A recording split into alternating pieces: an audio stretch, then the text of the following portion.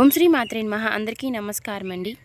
తులారాశి వారికి మే నెల 9వ తేదీ సాయంత్రానికి ఒక వార్త అండి. ఒక బంధం కారణంగా వీరికి జరిగేది ఇదే. ఆ బంధం ఎవరు? అనుకూల సమస్యలు, అననుకూల. శ్రీ నిదానం పాటి లక్ష్మీ అమ్మవారి జ్యోతిష్యాలయం, గురువు గారు రామరాజు గారు. ప్రేమ సమస్యలు, పెళ్లి సమస్యలు, భార్యాభర్తల సమస్యలు, అత్తకోడల సమస్యలు, హస్తగాదాలు, అప్పుల బాధలు, ఇలా ఏ సమస్యలకైనా ఈ గురువు గారు అన్ని విషయాలు ఫోన్లోనే చెప్తారండి. ఈ గురువు గారి ఫోన్ నెంబర్ వచ్చేసి 9963017014 అండి.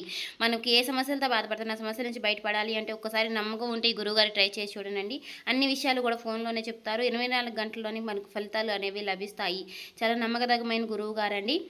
మీకు నమ్మకం ఉంటేనే ఒకసారి ట్రై చేసి చూడండి. ఫేక్ కాల్స్ మాత్రం అసలు చేయకండి. చాలా నమ్మకదగమైన గురువుగారు చెప్పినట్టుగా జరుగుతుంది. కొంచెం ఎక్కువగా కనిపిస్తున్నాయి కాబట్టి కష్టాలు అనేవి మీ జీవితంలో చాలా జాకచక్యంగా ఉంటాయి.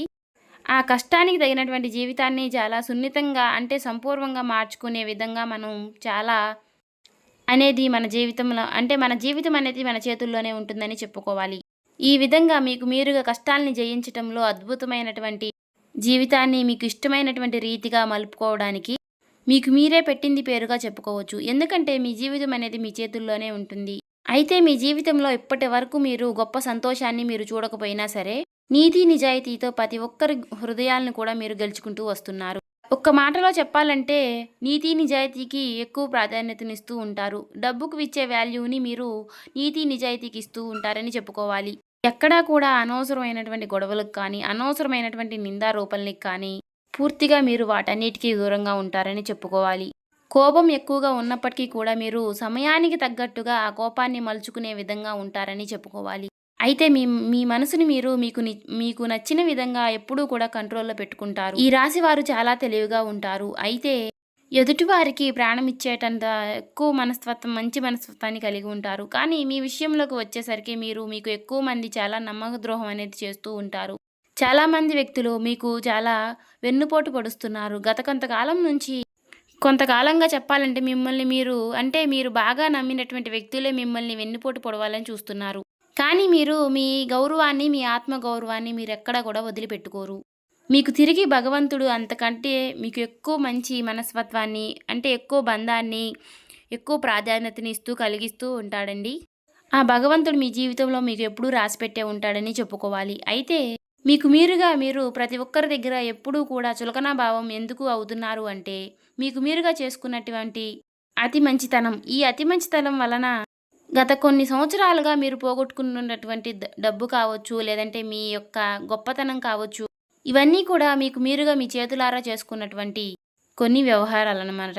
ఇవి కొన్ని పూర్తిగా మీకు మీ భగవంతుడికి సంబంధించినటువంటి విషయాలని చెప్పుకోవచ్చు. అయితే ఆ భగవంతుడికి తెలియకుండానే మేము చేశామా అనేటటువంటి భగవంతుడు మనకి కొంత జ్ఞానత అనేది కలిపి ఉంచుతాడు. కొన్ని పనుల్లో మనమే కొన్ని నిర్ణయాలనేవి తీసుకున్న వారం అవుతాము. అయితే ఈ రోజున మీకు డబ్బు ఉన్నప్పటికీ కూడా మీరు ఎప్పుడూ కూడా స్వార్థంగా లేరండి. అందరితో మీరు ఎప్పుడూ కూడా ఒకే విధంగా ఉంటారు. సమయానుకూలంగా చూశారు, సమయ భావనతో ప్రేమిస్తూనే ఉంటారు. కానీ డబ్బు ఉన్నప్పుడు మీ దగ్గరికి వచ్చినటువంటి వ్యక్తులు ఈ రోజున మీకు డబ్బు లేకపోయే సరే మీరు సహాయం ఎక్కడ కోరతారని ముందుగానే వారు మీకు దూరం అవుతున్నారని చెప్పుకోవాలి. కాకపోతే మీరు కొన్ని విషయాలు మాత్రం ఎప్పుడు కూడా గుర్తుపెట్టుకోవాలండి. ఆ భగవంతుడి యొక్క అనుగ్రహం అనేది మీకు ఎల్లప్పుడూ తోడుగా ఉంటుంది. మీరు ఏ పని చేసినా సరే అది మీకు ఖచ్చితంగా కలిసి వస్తుందనే చెప్పుకోవాలి. కాకపోతే మీరు చేస్తున్నటువంటి కొన్ని తప్పుల వలన ఆ లక్ష్మీదేవి యొక్క అనుగ్రహం అనేది మీకు కొంతకాలం దూరం అవుతూ ఉంటుంది. ఆ భగవంతుడిని మీరు ఎంతైతే నమ్మారో అంతగా మీకు ఆ భగవంతుడు చేతి సహాయం అనేది చేస్తూ ఉంటాడు. మీరు అడిగిన ప్రతిసారి మీకు ఏదో ఒక రూపంలో భగవంతుడు మీకు సహాయాన్ని అందిస్తూనే ఉన్నాడు.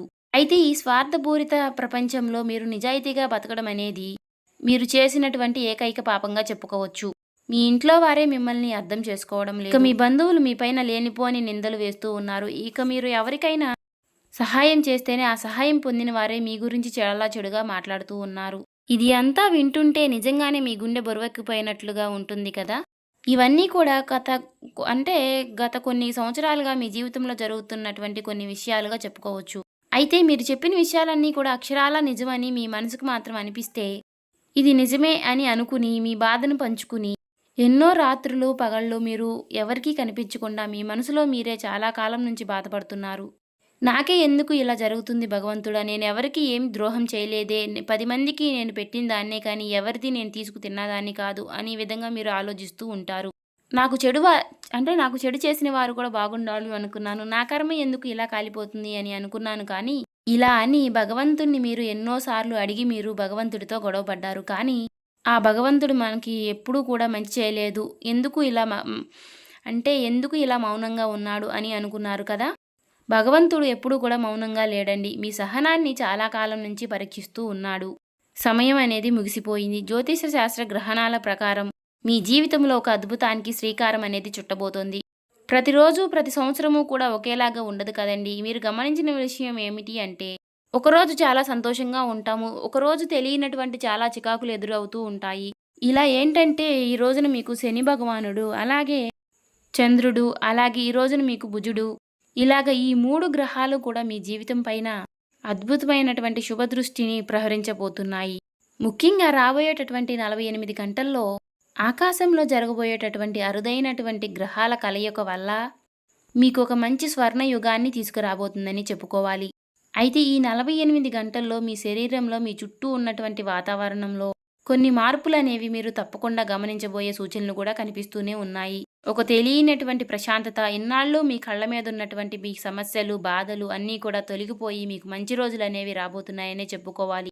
అంటే మీ కళ్ళ ముందు ఉన్నటువంటి ఒక చీకటి పొర అనేది తొలగిపోయి మీ కళ్ళ ముందు ఒక కాంతి వరం అనేది కలగబోతుందని చెప్పుకోవాలి. అయితే మీరు చేసినటువంటి ప్రతి మంచి పని కూడా ఇన్నాళ్ళ నుంచి ఎక్కడో దాగి ఉంది అని మీరు అనుకున్నారు. అయితే ఇప్పుడు ఆ పుణ్యఫలమంతా కూడా భగవంతుడు మీకు వడ్డీతో సహా తిరిగి ఇవ్వబోతున్నాడనే చెప్పుకోవచ్చు. అయితే మీరు ఖచ్చితంగా ఒక విషయాన్ని మాత్రం గుర్తుపెట్టుకోవాలండి. ఈ సమయంలో మీకు మీ మనసులో ఎలాంటి నెగటివిటీ అంటే ఎలాంటి నెగెటివ్ ఆలోచనలు అనేవి రాకుండా ఉండాలి.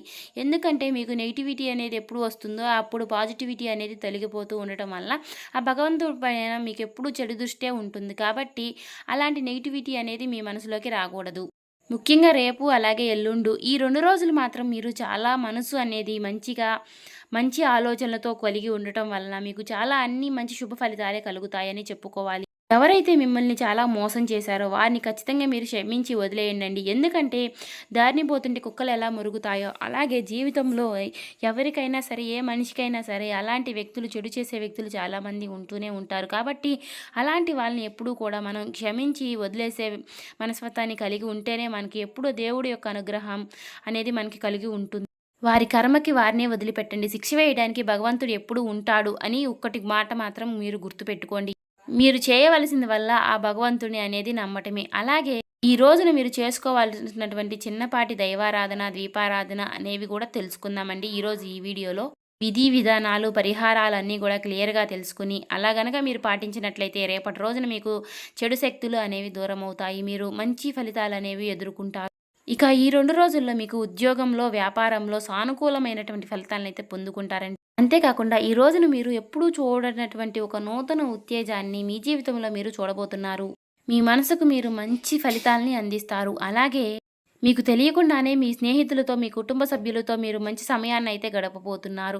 అలాగే మీరు మీ జీవితంలో ఎప్పుడూ కూడా మీరు కుటుంబ సభ్యులకి కాస్త సమయాన్ని కూడా కేటాయించరండి. ఎందుకంటే వారితో సమయాన్ని కేటాయించకపోవడం వలన కూడా మీరు కొన్ని చిన్న చిన్న సమస్యలు ఎదుర్కోవాల్సి వస్తుంది.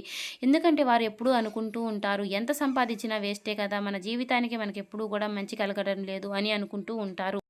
అలాగే మీ చిన్ననాటి స్నేహితులు కూడా ఎప్పటినుంచో మీతో మాట్లాడని వారు రేపటి రోజున మీరు వారితో మాట్లాడే విధంగా మీకు మంచి జరగబోతుందనే చెప్పుకోవాలి. వారు మీతో మాట్లాడడానికి మీరు ఆకర్షితులవుతారు. అంటే మీరు మాట్లాడిన మాటలు వారికి గుర్తు రావడం, ఒక్కసారి మీతో మాట్లాడాలని వారికి అనిపించడం, తర్వాత వారు మీతో మాట్లాడాలని ఏదో ఒక విధంగా ఆలోచించి మీకు ఫోన్ కాల్ ద్వారా కానీ, లేకపోతే వీలైతే మీ దగ్గరికి వచ్చి కానీ, మీకు ఎదురుపడి కానీ ఇలా మాట్లాడడం అనేది జరుగుతుందండి.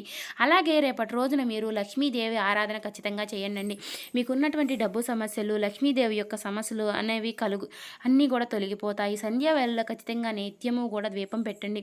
రేపటి రోజున శుక్రవారం కాబట్టి ఉప్పు ద్వీపం పెట్టుకుని ఖచ్చితంగా మీకు మంచి జరుగుతుందండి. సంధ్యా వేళలో ఉప్పు ద్వీపం పెట్టుకుంటే లక్ష్మీదేవి యొక్క రాక అనేది జరుగుతుంది. నారికేళ్ల దీపం కూడా పెట్టుకుంటే చాలా మంచిదండి. నారికేళ్ల దీపము అంటే ఏంటంటే కింద మనము కాస్త ప్లేట్‌లో ఉప్పు పోసి, ఉప్పు పైన కొబ్బరి చిప్ప పెట్టి, కొబ్బరి చిప్పకు పసుపు, కుంకుమ పెట్టి, బొట్టు పెట్టి, ఆవు నెయ్యితో మనం దీపం పెట్టుకుంటే మాత్రం సంధ్యావేళలో లక్ష్మీదేవి యొక్క అనుగ్రహం అనేది మనకి ఎల్లప్పుడూ తోడుగా ఉంటుంది. ఇంట్లో నెగటివిటీ అనేది తొలగిపోయి పాజిటివిటీ అనేది ఖచ్చితంగా ప్రవర్తిస్తుంది. చూశారు కదండీ! ఈ వీడియో మీకు నచ్చినట్లయితే ఓం శ్రీ మాత్రే నమః అని కామెంట్ చేసి, ఇంకా ఎవరైనా కొత్తగా చూసేవారుంటే మన ఛానల్‌ని సబ్స్క్రైబ్ చేసుకోని వాళ్ళు దయచేసి సబ్స్క్రైబ్ చేసుకొని మాకు సపోర్ట్ చేయటం మాత్రం మర్చిపోకండి.